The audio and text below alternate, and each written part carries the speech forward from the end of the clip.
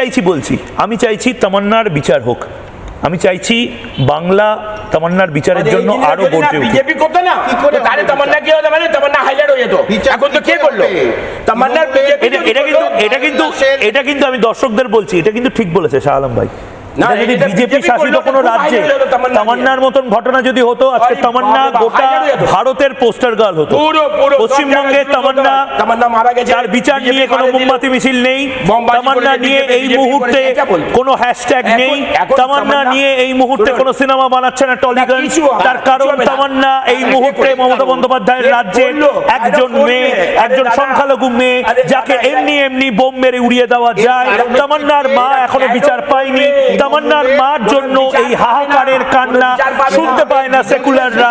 আমি তামান্নার মার সাথে প্রথম কথা বলেছিলাম এবং তামান্নার মা কি বলেছিল একবার শুনি। আমার চোখের সামনে আমার ছেলেকে মেরে গেল তৃণমূলের লোকে। আমাদের ওই সিপিএন ওরা বলেছিল যদি সিপিএন রায় করে তৃণমূল জিতবি আর সিপিএন তাকে শেষ করে দিবা। আমাদের এই পাড়াটা কেউ তৃণমূলকে ভোট দেয় না, সব সিপিএনকে ভোট দেয়।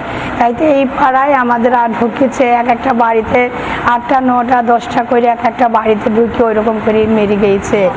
অমনি করে সব বমি করেছে, কেউ কারো বাড়িতে সব ঘর বন্ধ করে দিয়েছে।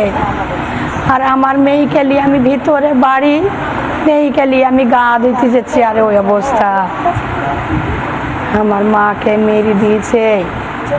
ওরা মুসলমান কিন্তু আমিও মুসলমান, ও মুসলমান আমিও মুসলমান, আকাশ আর পাতাল তফাৎ। পুলিশ কোনো ব্যবস্থা নেয়নি, এটা কি সত্যি কথা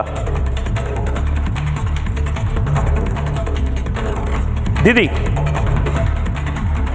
আমি বলেছি আমি কালকে যে আমি পুলিশকে বারবার বলেছি, ওই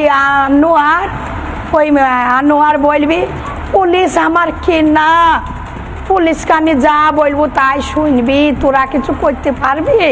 এখনই তো তাকে বোম দিয়ে উড়িয়ে দেবো।